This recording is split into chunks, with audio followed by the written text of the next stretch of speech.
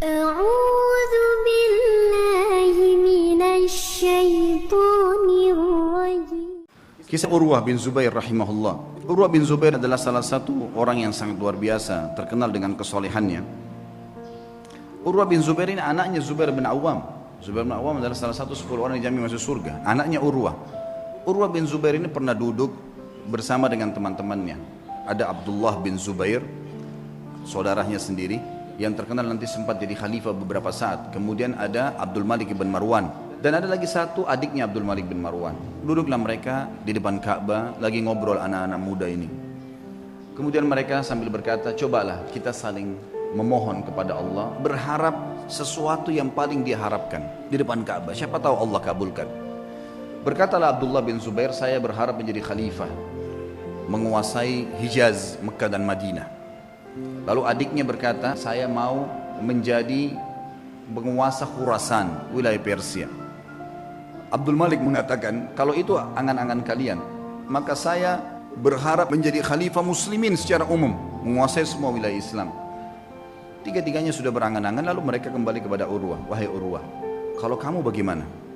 Kata Urwah, semua yang kalian harapkan duniawi, berharap menjadi khalifah, berharap menguasai ini dan seterusnya. Kalau saya berharap menjadi seorang alim ulama muslimin, mengajarkan mereka tentang halal haramnya sang pencipta Allah, dan saya berharap balasan darinya. Maka selesailah, bubarlah mereka ini. Ternyata subhanallah, angan-angan itu dikabulkan oleh Allah. Abdullah bin Zubair sempat menjadi khalifah beberapa bulan, adiknya juga sempat menjadi gubernur di Khurasan.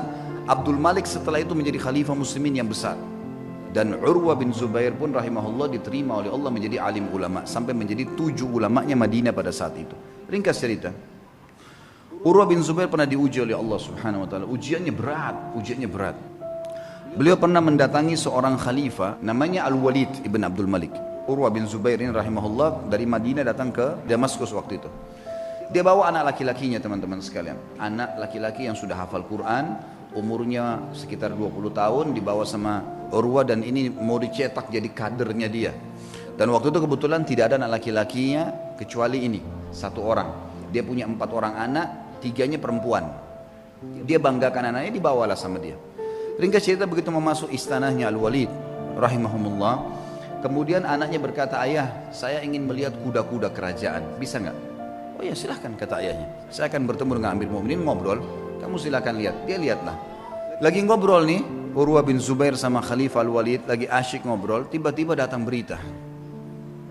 Seorang pengawal masuk ketakutan, tiba-tiba memotong pembicaraan khalifah. Dan ini adabnya pada saat itu, ada peraturan di kerajaan tidak boleh memotong pembicaraan khalifah kecuali penting sekali.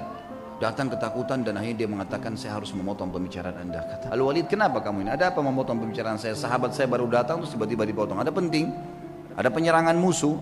Dia bilang, enggak Amir Mu'minin, ada penting tapi bukan penyerangan musuh. Anaknya Tuan Urwah mati tadi di kandang kuda. Waktu dia lagi nonton kuda kerajaan, ada satu ekor kuda mengangkat kakinya, menendang dadahnya, mati. Sekarang tergeletak mati. Kami bingung mau ngapain nih.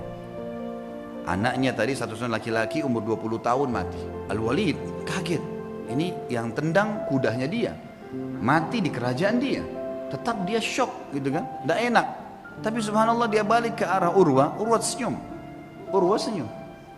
Lalu Urwah mengatakan, inna lillahi wa inna ilaihi raji'un, berikan jenazahnya biar saya yang urus. Dengan sangat tenang dia turun dari duduk tadi bersama khalifah. Dia lihat jenazah anaknya, ditutup matanya, diuruslah jenazahnya sama dia, dimandikan. Kata perawi kisah ini, tidak ada setetes pun air mata yang jatuh dari matanya Urwah. Dia urus jenazahnya selesai. Kemudian dia bilang sama Walid, saya mau turunkan anak saya di kuburan sendiri. Baiklah, turun. Begitu turun subhanallah di kuburan. Dalam kisah ini dikatakan ada satu penyakit, teman-teman. Penyakit ini saya tidak tahu dalam bahasa Indonesia, tapi dalam bahasa Arab disebutkan gargarina namanya. Gargarina ini penyakit harus amputasi, nggak bisa enggak. Kalau kena itu biasa ada di jenis-jenis tanah tertentu. Jadi orang turun tidak pakai sendal. Di zaman dulu itu bisa kena, dan itu tidak ada obatnya zaman dulu. Harus dipotong. Dia membusuk tiba-tiba kakinya. Urwah rahimahullah begitu turun, taruh jenazah anaknya, pas keluar kakinya kena gargarina itu, kena penyakit, tiba-tiba membusuk ya. Kalau kita mungkin bonyok gitu ya, sudah mulai menghitam tiba-tiba dalam sekejap. Lalu waktu Urwah mau jalan nggak bisa, dicek ada tabib, kata ini kena gargarina. Apa solusinya? Harus dipotong. dalam waktu yang sama nih, anaknya baru mati ditendang kuda, dikubur pada saat itu, dia pun kena penyakit ini, harus potong kakinya. Amir Mukminin Walid bilang, coba tanya jalan keluar, ada obat? Nggak ada, ini nggak ada lain. Kata Urwah waktu ditanya, bagaimana Urwah? Senyum, inna lillahi wa inna ilaihi raji'un. Udahlah, potong aja, potong kaki ini, bukan potong daging biasa, ya potong aja. Baiklah, kata Amir Mukminin, baiklah kalau gitu. Tapi dia bilang, wahai Tuan Urwah, kita ini akan memotong daging Anda dan tulang Anda. Tradisi kami adalah harus pasien mabuk, minum khamr, tidak sadar, baru kami potong. Kalau enggak bisa. Kata Urwah, demi Allah saya tidak pernah nyentuhkan setetes pun di tenggorokan saya yang haram. Masa sekarang begitu cobaan datang saya mau pakai minum ini? Enggak bisa. Lalu apa solusinya? Pokoknya jangan pakai ini. Musyawarah sama Walid, ya Amir Mukminin, bagaimana nih? Tamu Anda nggak mau minum khamr, kita nggak ada solusi lain. Pikirin cari jalan keluar, tapi yang penting aman. Gak lama kemudian datang tabibnya bawa 10 orang laki-laki, semuanya bodyguard, kekar semua badannya. Kata Urwah, untuk apa nih? Untuk pegang Anda nih.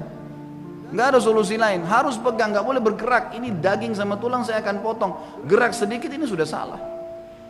Kata dia, saya tidak perlu sama mereka. Lalu apa jalan keluarnya? Wahai Tuan, kaki Anda harus dipotong, kalau enggak nyebar ke seluruh tubuh. Saya akan bertasbih dan bertahlil, berzikir kepada Allah. Kalau kau lihat wajah saya sudah merah, potong kaki saya.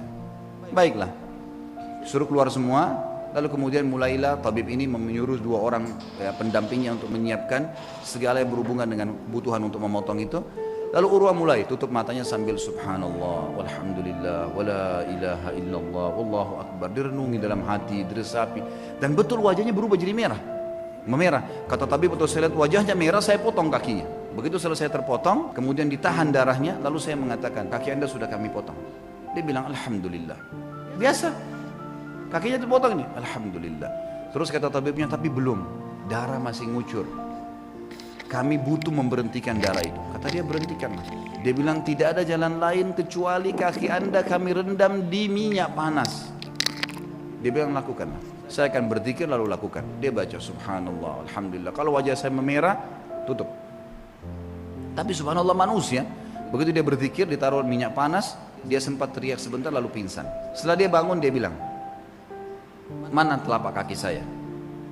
Didatangkan. Orang semua heran, kenapa dia bilang minta kakinya? Diambil sama dia lalu diangkat tinggi, lalu dia bilang, demi Allah, selama 40 tahun belum pernah sekalipun saya gunakan kau ke tempat yang haram. Dan saya bersyukur kepada Allah karena kau dikembalikan padanya dalam kondisi kau suci. Dia berikan kesaksian terhadap dirinya. Dan ini boleh diucapkan kalau seorang mukmin yakin dengan apa yang dia lakukan. Kemudian setelah itu dia pulang ke Madinah, teman-teman sekalian. Tentu sebelum pulang ke Madinah, Amir Mukminin ini bingung gimana caranya meringankan bebannya Urwah nih, supaya dia bisa tenang. Subhanallah, di hari yang sama dengan hikmah Allah, ada suku Arab datang, Badui. Mereka kelihatan dari padang pasir, kondisinya sangat susah gitu. Ada satu di antara mereka matanya buta, ditopang oleh teman-temannya. Begitu masuk, kata Al-Walid, dari mana kalian? Kami dari kampung ini kami butuh ini dan seterusnya.